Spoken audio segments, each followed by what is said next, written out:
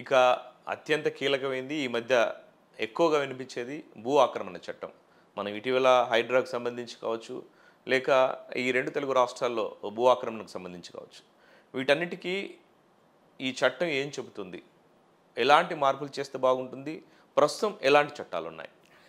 1905లో వచ్చిన చట్టం. ప్రభుత్వ భూములను రక్షించుకోవటానికి. ముఖ్యంగా నదులు, నాలాలు, చెరువులు, కుంటలు, రోడ్లు, శ్మశానాలు, తర్వాత గుట్టలు, కొండలు ఇవన్నీ ఏంటి ప్రభుత్వ భూములు, ప్రభుత్వ ఆస్తులు.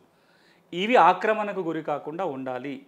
ఒకవేళ ఎవరైనా ఆ భూములను ఆక్రమించుకున్నట్లయితే వాళ్ళ దగ్గర నుంచి పన్ను వసూలు చేయాలి, పెనాల్టీ వసూలు చేయాలనే ఉద్దేశంతోటి 1905లో అప్పటి ప్రభుత్వం తీసుకొచ్చిన చట్టం.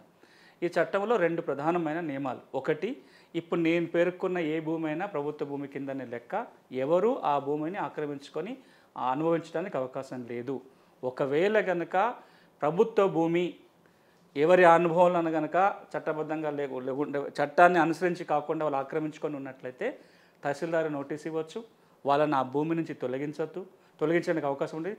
తొలగించేటప్పుడు వాళ్ళు అడ్డుపడినా మళ్ళీ ఆ భూమిలోకి వచ్చినా క్రిమినల్ చర్యలు తీసుకోవడానికి అవకాశం ఉంటుంది. రెండవది, ఎవరైతే ఆ భూమి వాళ్ళ అనుభవంలో ఉంటుందో వాళ్ళు ఎంతకాలం ఆ భూమి అనుభవంలో ఉన్నట్లయితే అంతకాలానికి భూమి పన్ను వసూలు చేయొచ్చు, పెనాల్టీ వసూలు చేసుకోవడానికి అవకాశం ఉంటుంది. ఏమైనా అభ్యంతరాలు ఉంటే అప్పీల్ పోవడానికి అవకాశం ఉంటుంది. కానీ ఒక పక్కన మనమేమో భూ ఆక్రమణ చట్టం కింద పలానా భూమి ఆక్రమించుకున్నట్లయితే వాళ్ళ మీద చర్యలు తీసుకోవచ్చు, తొలగించవచ్చు అని చెప్తూనే ఇంకో పక్కన రెవెన్యూ చట్టాలు ఏం చెప్తాయంటే ఎవరైనా భూమి లేని పేద కుటుంబానికి చెందిన వ్యక్తి అసైన్మెంట్ చేయదగ్గ భూమిని గనక ఆక్రమించుకొని ఉన్నట్లయితే అతన్ని తొలగించొద్దు, అతనికే లావణి పట్టా లేదా డీఫామ్ పట్టా ఇవ్వాలని అంటుంది. అంటే అప్పుడు 2 కండిషన్స్ చూస్తారు. అది ఎలాంటి భూమి, కొన్ని భూముల్ని అసైన్ చేయడానికి వీలు లేదు.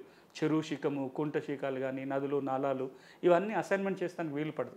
అట్లాంటి వాటికి అసైన్మెంట్ జరగదు. కానీ ఇంకేదో ప్రభుత్వ భూమి ఉంది, ఖాళీగా ఉన్న ప్రభుత్వ భూమి ఉంది, అసైన్మెంట్ చేయదగ్గడానికి భూమి, ఆ భూమిని ఎవరో భూమి లేని పేద కుటుంబం ఆక్రమించుకున్నట్లయితే భూ ఆక్రమణ చట్టం కింద చర్య తీసుకోవడం కాకుండా ఆ వ్యక్తికే పట్టాలు ఇవ్వాలని మనకు ఆర్డర్స్ చెప్తున్నాయి.